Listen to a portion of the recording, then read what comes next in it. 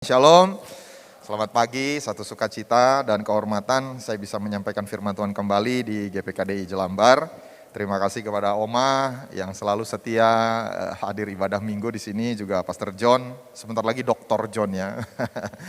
Beliau sedang tugas belajar, juga Pastor Susi dan juga semua pemimpin gereja di tempat ini. Nah, saya dikabari bahwa tema bulan ini adalah mengenai karakter tanggung jawab. Katakan sama-sama bertanggung jawab. Dan saya percaya sepanjang bulan ini kita akan belajar tentang tanggung jawab. Tapi izinkan saya hari ini Tuhan taruh di hati saya untuk menyampaikan apa tanggung jawab utama. Jadi saya tidak membahas seperti apa orang yang bertanggung jawab, lalu apa yang harus dilakukan. Tapi saya ingin membagikan hari ini Tuhan taruh di hati saya, apa sebenarnya tanggung jawab utama yang harus kita kerjakan sebagai orang yang percaya. Dan satu saat kita semua akan bertanggung jawab di hadapan Tuhan Bapak Saudara. 2 Korintus 5 ayat 10 berkata seperti ini. Saya akan bacakan, sebab kita semua, katakan kita semua. Jadi ini gak pilih-pilih, kalau kita semua orang percaya, jadi surat ini ditulis kepada orang percaya, kita harus menghadap tahta pengadilan Kristus. Katakan tahta pengadilan Kristus. Supaya apa? Supaya setiap orang memperoleh apa yang patut diterimanya, sesuai dengan yang dilakukannya dalam hidupnya ini, baik ataupun jahat. Nah ini jangan salah, ini bukan tahta siapa masuk surga, siapa masuk neraka, bukan. Karena kita diselamatkan, karena kita percaya beriman kepada Tuhan Yesus. Yang yakin percaya masuk surga, coba lambaikan tangannya. Oh ada yang belum yakin ya, nanti kalau belum yakin ketemu sama pastor di belakang nanti ya. Kita selamat itu bukan karena perbuatan baik kita juga masuk neraka bukan karena perbuatan jahat kita. Saya harus katakan nanti ada banyak orang baik di neraka. Kenapa? Karena jalan keselamatan hanya lewat Tuhan Yesus. Tapi masalahnya ketika kita sudah terima Tuhan Yesus ada namanya pertanggungjawaban. Nah di dalam bahasa Yunani tahta pengadilan ini bema, katakan bema. Bukan bemo ya. Bema itu seperti podium kalau orang terima medali. Bapak saudara mungkin pernah lihat pertandingan ya, olimpiade.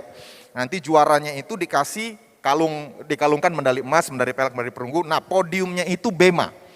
Jadi nanti ada satu saat kita itu naik ke panggung, lalu kita akan terima upah kita.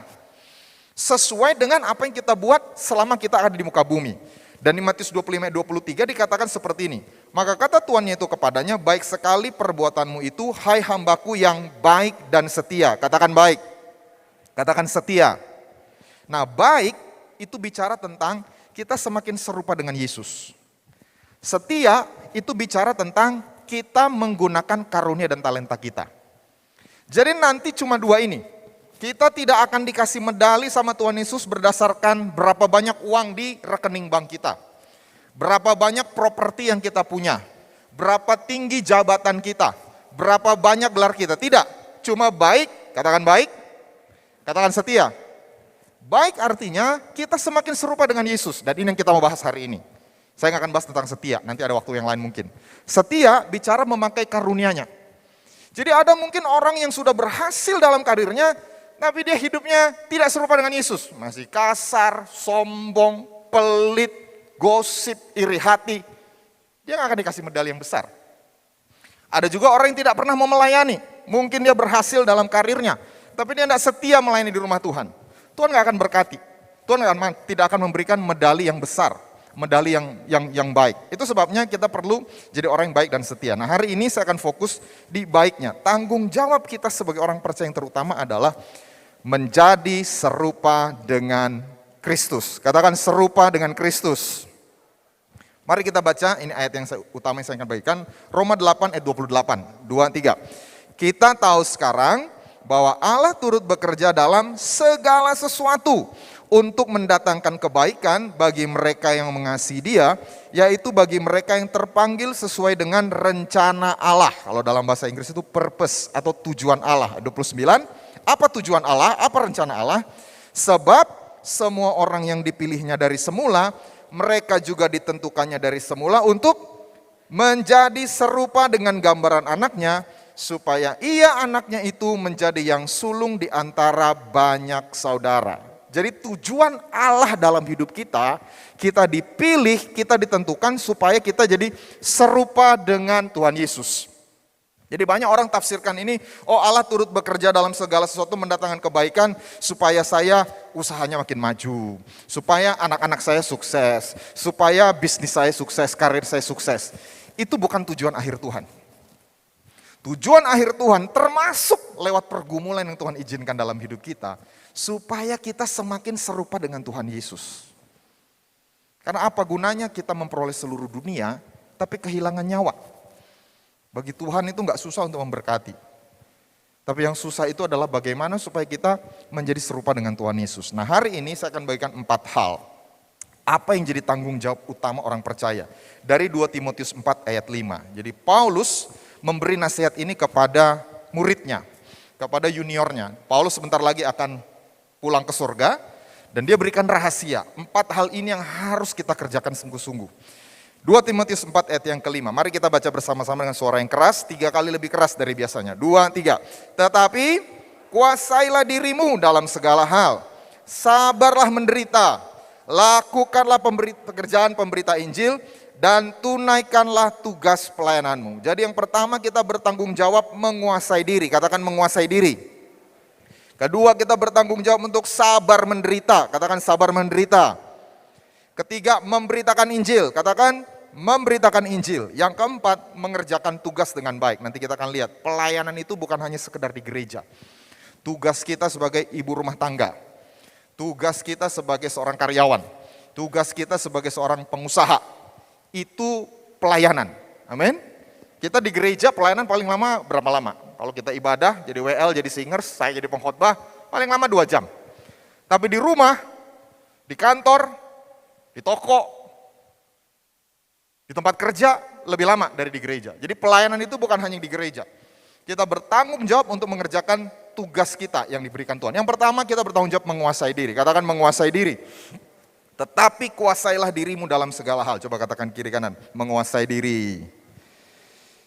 Jadi menguasai diri sendiri itu bukan tanggung jawab gembala, bukan tanggung jawab suami kita, bukan tanggung jawab istri kita, bahkan bukan tanggung jawab Tuhan.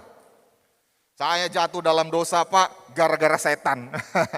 Bukan tanggung jawab setan. Kenapa?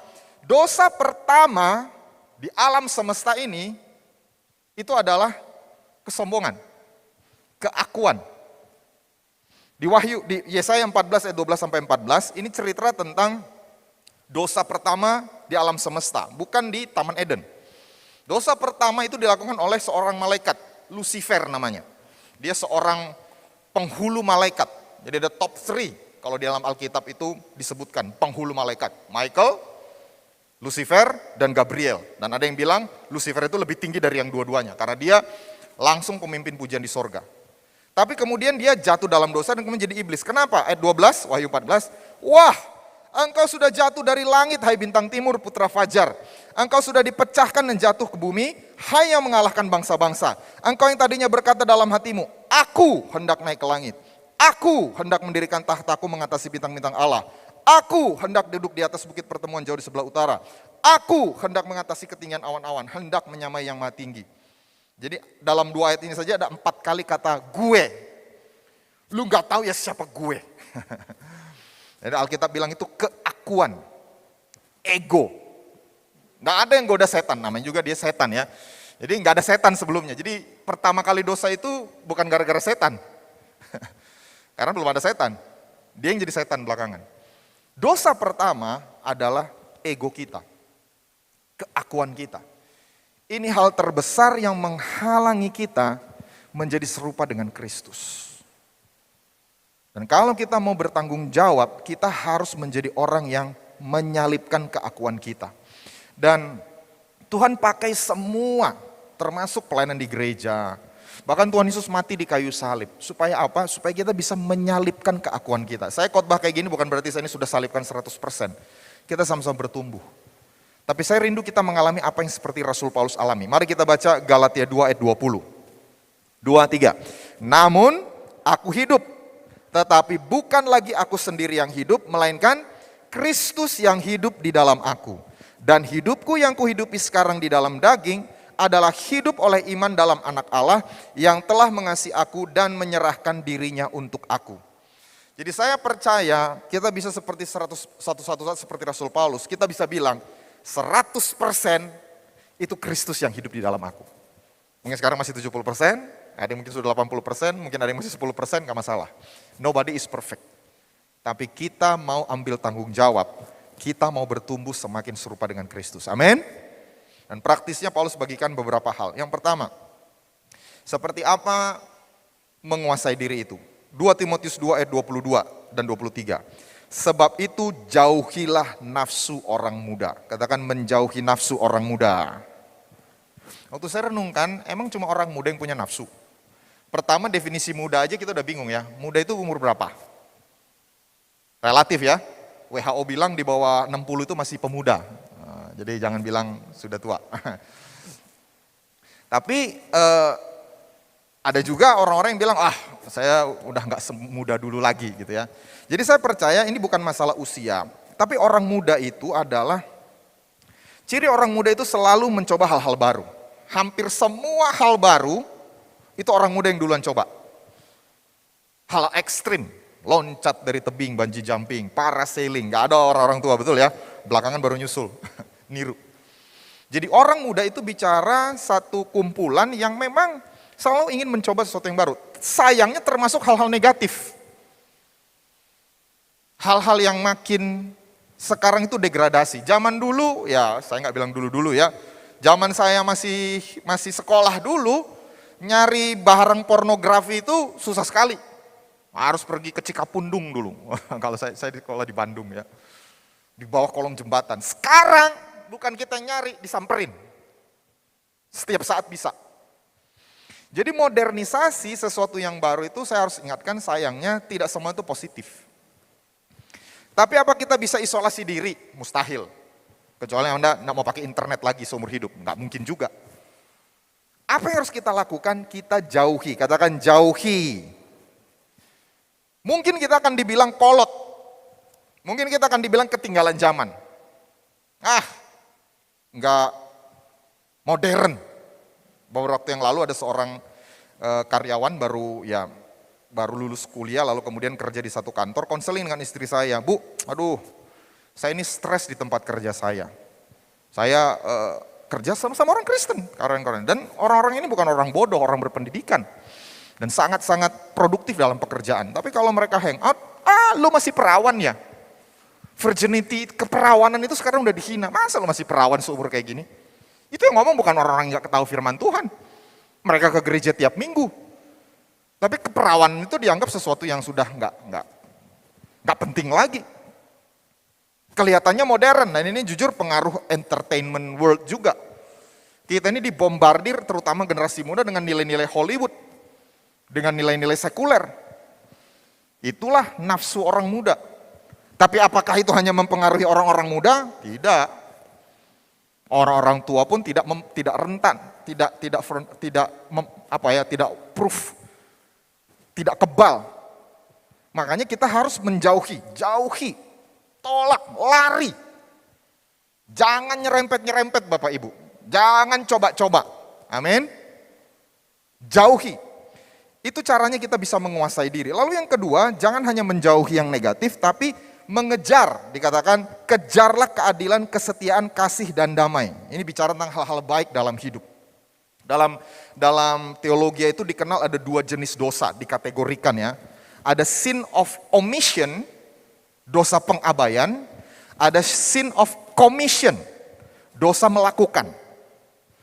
Jadi dosa melakukan itu berzina, dosa melakukan itu mencuri, dosa melakukan itu memfitnah, dosa melakukan itu menjelek-jelekan orang. Itu you do something evil, saudara melakukan sesuatu yang jahat, itu sin of commission. Tapi yang sering kita tidak sadari adalah sebetulnya yang lebih parah itu sin of omission. Mengabaikan hal-hal baik. Kenapa orang sampai melakukan kejahatan? Sebetulnya diawali dengan dia mengabaikan hal-hal baik. Berapa yang setuju datang ke gereja itu hal yang baik? Atau biasa-biasa aja, netral. Baik ya. Mulai kita abaikan, mulai ke gereja sekali 2 minggu. Mulai ke gereja sekali sebulan, akhirnya sekali 6 bulan. Lama-lama apa? Sedikit digoda, jatuh. Berapa yang setuju dengan saya baca firman Tuhan tiap hari itu hal baik? Tapi kita mulai lakukan sin of omission. Kita bukannya baca Alkitab tiap hari, mulai sekali 3 hari. Lama-lama sekali seminggu, lama-lama kalau sempat. Akhirnya apa? Ketika ada virus dosa, sedikit, imunitas rohaninya rendah, langsung ketularan, jatuh dalam dosa. Jadi saya harus ingatkan, sin of omission, dosa pengabaian melakukan hal-hal baik itu jauh lebih berbahaya. Karena biasanya ini yang duluan dilakukan. Maka kejarlah hal-hal baik dan dikatakan bersama-sama dengan orang yang berseru kepada Tuhan dengan hati yang murni. Katakan bersama-sama. Jadi saya percaya bagian dari bertanggung jawab menguasai diri adalah tinggal dalam komunitas orang-orang yang sungguh-sungguh mencari Tuhan. Saya harus bilang, serohani apapun seseorang, Anda tidak bisa menjaga diri sendirian. Kita butuh sesama saudara untuk saling mengingatkan. Termasuk level hamba-hamba Tuhan. Ya sangat disayangkan, ya ini bukan rahasia lagi gitu ya. Banyak skandal terjadi di antara hamba-hamba Tuhan. Skandal keuangan, skandal seks. Dan salah satu penyebabnya adalah no accountability. Tidak ada hamba Tuhan lain yang bisa dalam tanda kutip jewer dia.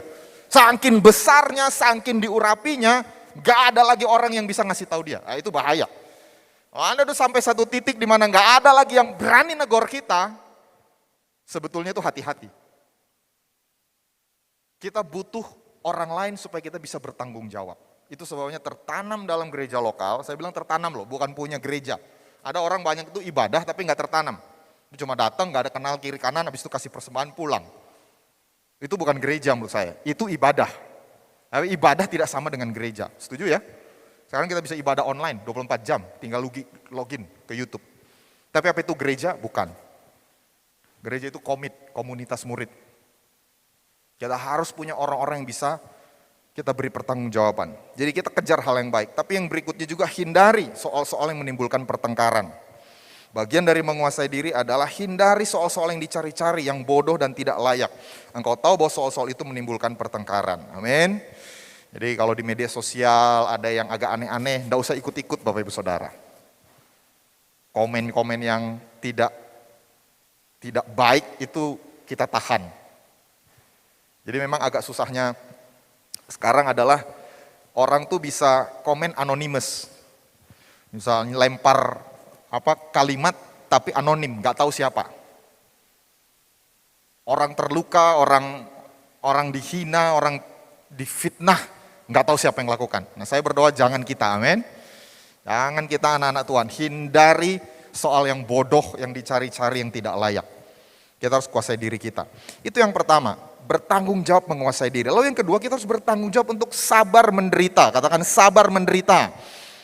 Tetapi kuasailah dirimu dalam segala hal dan sabarlah menderita. Coba katakan kiri kanan, sabar menderita. Kenapa? Karena kita ini tidak dipanggil hanya untuk diselamatkan, tapi kita juga dipanggil untuk menderita bersama Kristus. Itu satu paket. Jadi ikut Tuhan itu harus seimbang Bapak Saudara. Kalau Anda tidak tahu realitas seperti ini, kita bisa kecewa. Oh katanya ikut Tuhan, kenapa saya masih punya masalah? Lah iyalah. Emang kalau kita ikut Tuhan lalu kemudian kita dibebaskan dari tanggung jawab apapun? Tidak. Bedanya adalah waktu kita menderita di dalam Tuhan, itu mengerjakan sesuatu yang kekal. Itu mengerjakan sesuatu yang akan kita tuai di sorga nanti. Nah mungkin kita tidak menderita seperti jemaat mula-mula, kalau Bapak Saudara baca sejarah gereja, memang penderitaan mereka itu mengerikan ya. Ini surat ini ditulis dalam konteks itu. Dilempar, diadu dengan singa, dibakar, jadi obor, itu sadis. Ditenggelamkan, digoreng hidup-hidup, itu mengerikan. Jadi mungkin penderitaan kita tidak seperti itu, tapi harus diakui sebagai anak Tuhan, ada hal-hal yang tidak nyaman sebagai konsekuensi kita anak Tuhan. Anda tidak boleh lagi korupsi. Kita tidak boleh lagi nyogok orang. Kita nggak boleh lagi nepotisme, karena itu curang. Amin? Pelajar mahasiswa nggak boleh lagi nyontek. Yang sudah menikah setia sama pasangannya, apapun kondisinya, sampai maut memisahkan. Nggak ada tuh nikah siri, nggak ada itu istri kedua, ketiga, keempat, nggak boleh. Ya mungkin itu sebenarnya bukan penderitaan ya, tapi itu bisa dilakukan oleh orang di luar sana. Kita nggak bisa sebagai anak Tuhan. Dan kita harus ikuti apa kata firman Tuhan. Dan itu sebabnya kita perlu punya motivasi yang kuat. Katakan motivasi yang kuat. Apa yang membuat seseorang itu menyerah dalam kesulitan bukan karena kesulitannya terlalu berat Bapak Saudara. Yang membuat seseorang menyerah adalah karena dia tidak tahu apa tujuannya. Atlet itu kenapa dia rela menderita, berlatih, karena dia tahu tujuannya, saya mau dapat medali emas. Dan Rasul Paulus berkata seperti ini kepada Timotius, 2 Timotius 2, 3-6. Ikutlah menderita sebagai seorang prajurit yang baik dari Kristus Yesus. Seorang prajurit yang sedang berjuang tidak memusingkan dirinya dengan soal-soal penghidupannya, supaya dengan demikian ia berkenan kepada komandannya. Seorang olahragawan hanya dapat memperoleh mahkota sebagai juara apabila ia bertanding menurut peraturan-peraturan olahraga. Seorang petani yang bekerja keras haruslah yang pertama menikmati hasil usahanya. Jadi Rasul Paulus menggambarkan 3 profesi. Prajurit, katakan prajurit. Atlet, katakan atlet. Yang ketiga petani, katakan petani. Dan 3-tiganya ini profesi yang menderita. Prajurit itu apalagi yang di perbatasan ya, wah nggak ada fasilitas. Air sulit, makanan sulit di tengah hutan. Apalagi yang medan perang, diancam ditembak musuh. Tapi kenapa dia mau tetap jadi prajurit?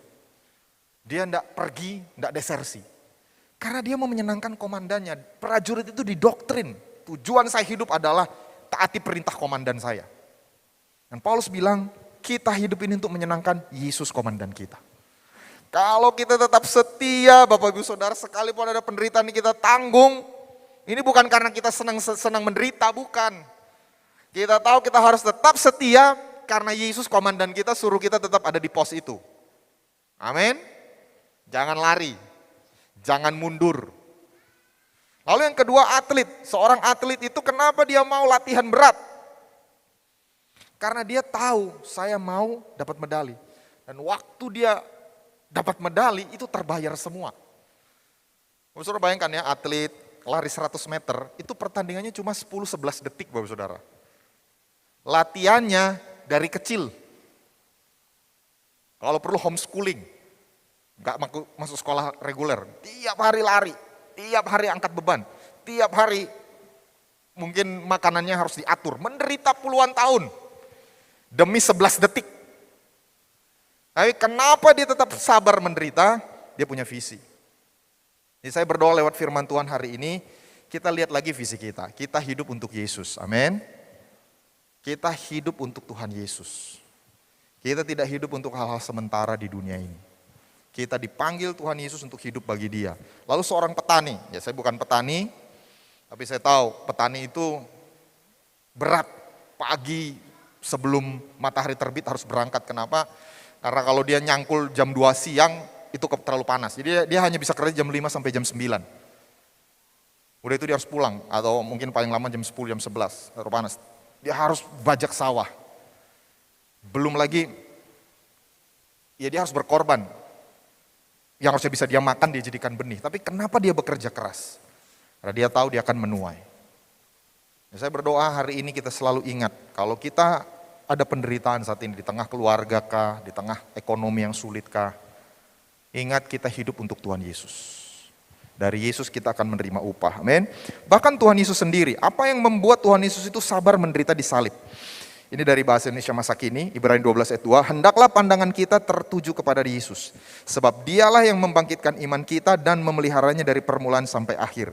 Yesus tahan menderita di kayu salib. Katakan Yesus menderita di kayu salib. Ia tidak peduli bahwa mati di kayu salib itu adalah sesuatu yang memalukan. Apa yang dia ingat? Ia hanya ingat akan kegembiraan yang akan dirasakannya kemudian.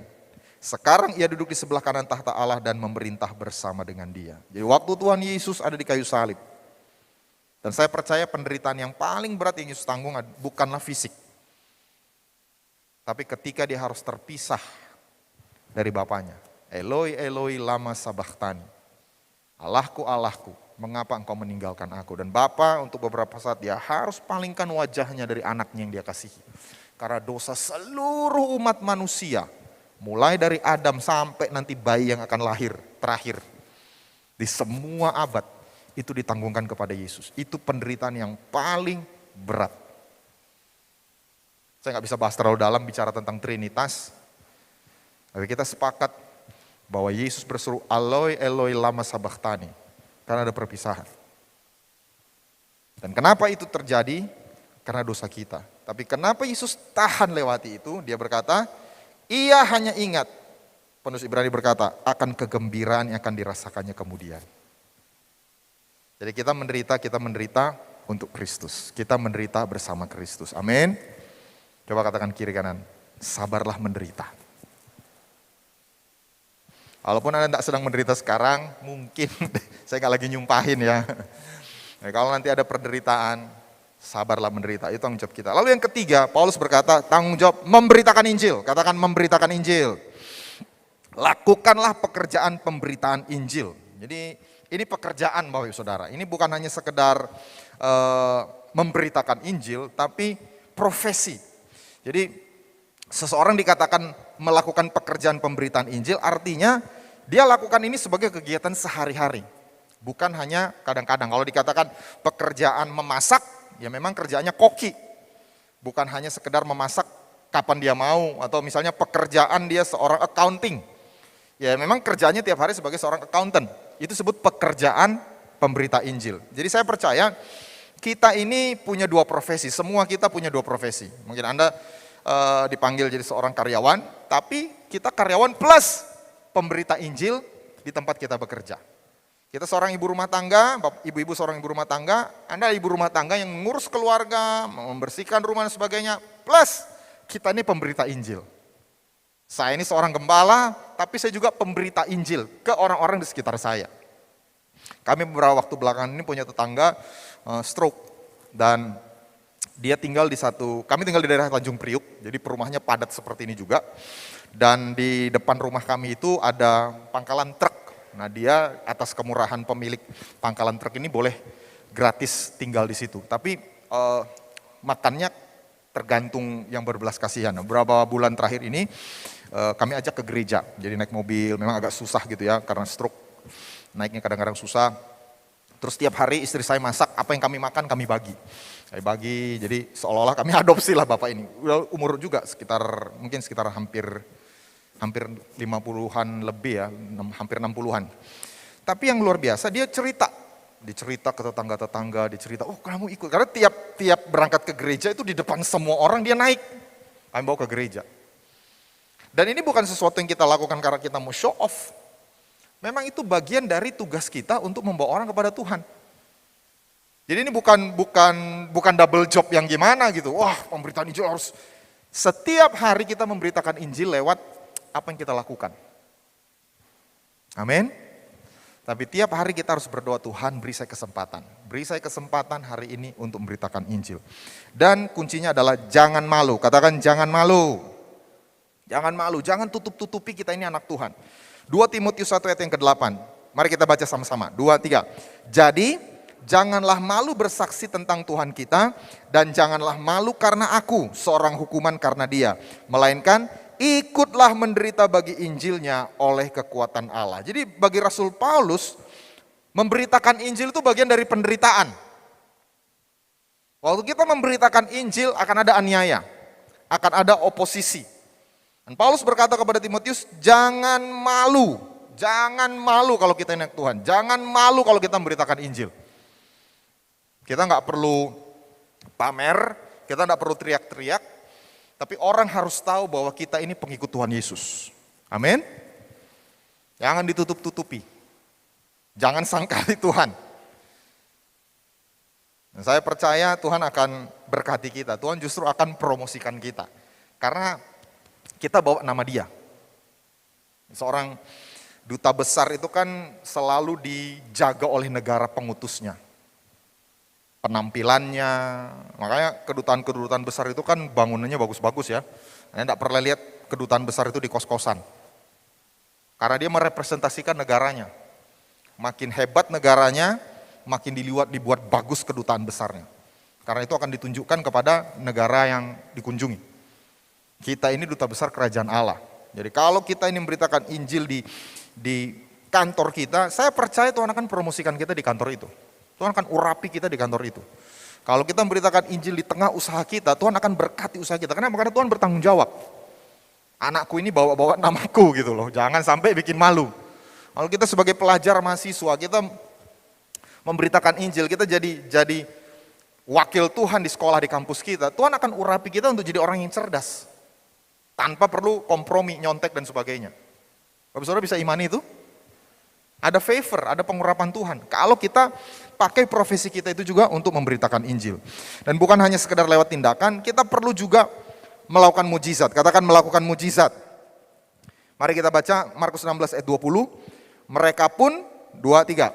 Mereka pun pergilah memberitakan Injil ke segala penjuru, dan Tuhan turut bekerja dan menukar firman itu dengan tanda-tanda yang menyertainya.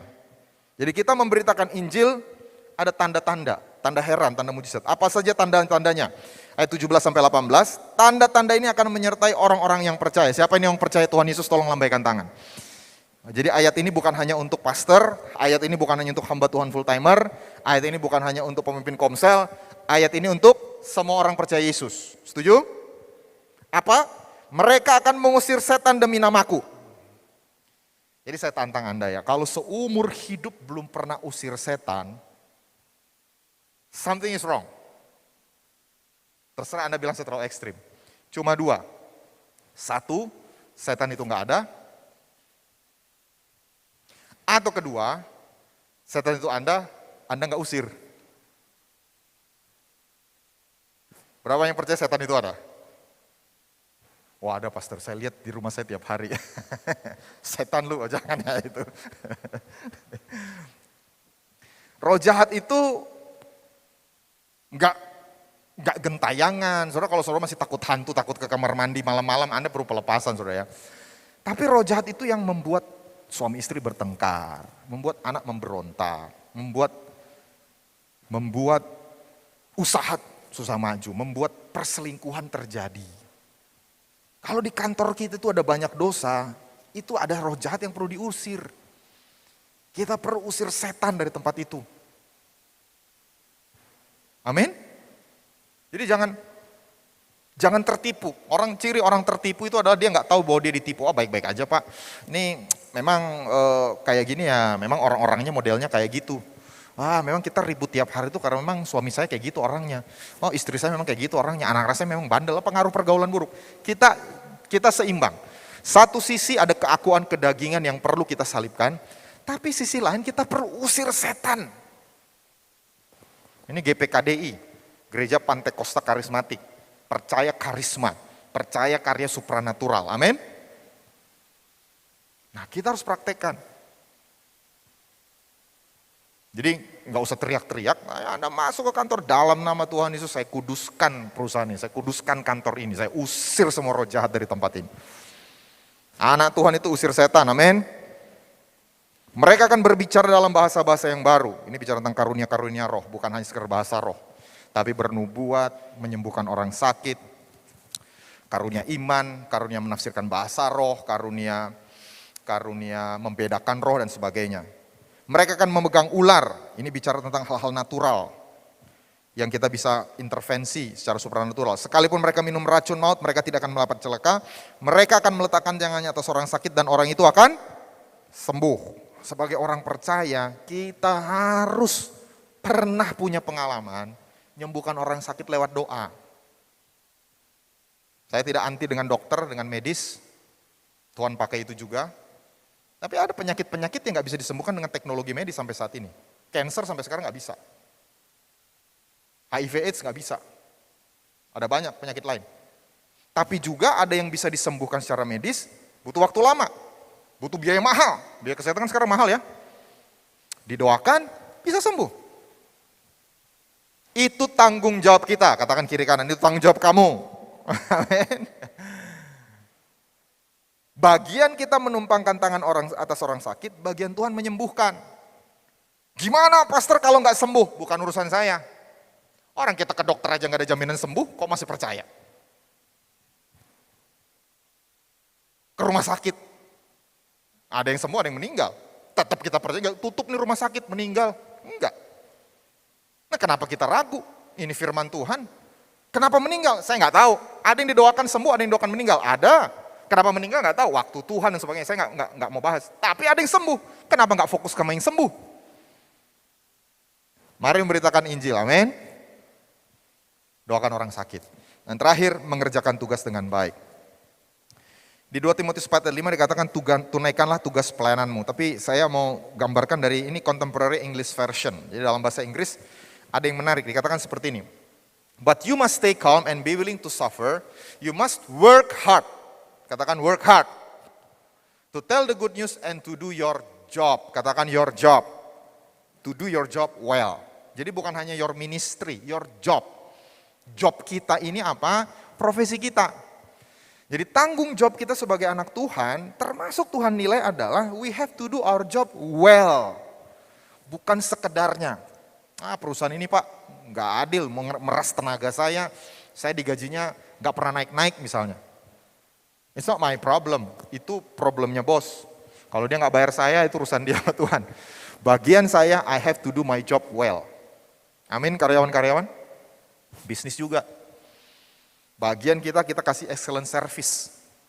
Kenapa? Itu tanggung jawab kita sebagai anak Tuhan. Kalau dia nggak bayar, dia nggak sesuai dengan komitmen dia, itu urusan dia sama Tuhan. Tuhan akan berkati saya dari tempat lain. Dan itu tanggung jawab kita. Tunaikanlah your job well. Dan setiap kita itu dipanggil berbeda-beda. Tapi Tuhan yang panggil. Di 2 Timotius 1 ayat 9. Dialah yang menyelamatkan kita dan memanggil kita. Siapa yang percaya bahwa kita ini diselamatkan sama Tuhan? Amin ya. Kita diselamatkan karena kasih karunia, bukan karena kita berbuat baik. Tapi perhatikan, Paulus berkata, dia tidak hanya menyelamatkan, dia memanggil. Katakan memanggil. Jadi levelnya sama. Sama seperti Tuhan itu menyelamatkan kita, Tuhan juga panggil kita untuk kerjakan job kita.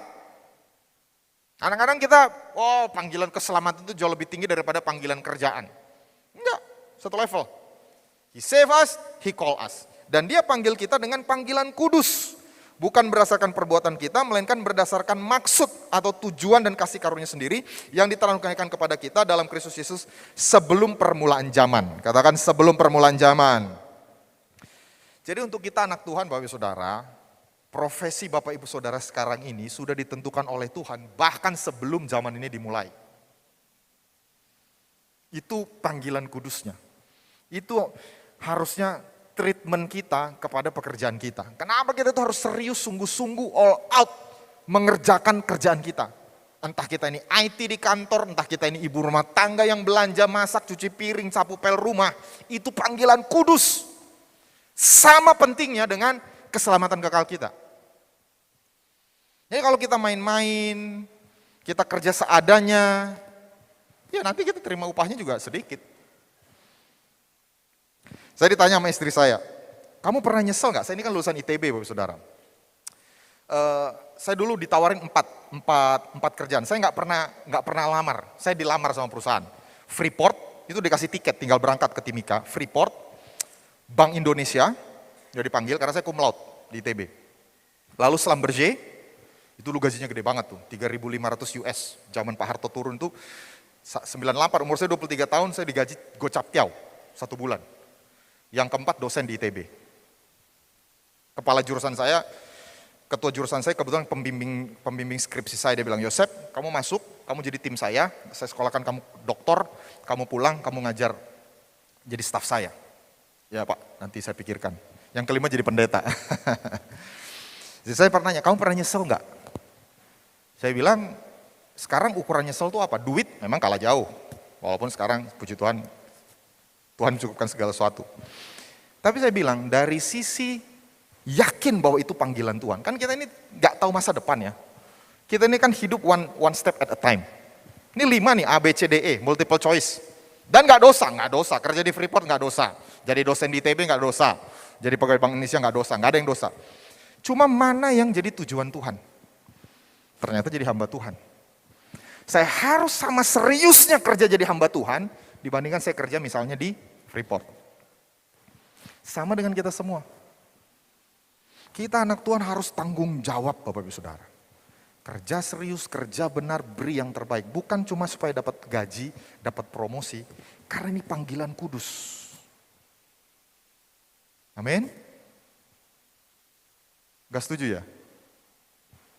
Saya emang gak penting. Saya cuma bertahan hidup Pak. Kalau disuruh pindah, saya pengen pindah segera. Saya gak betah di perusahaan ini.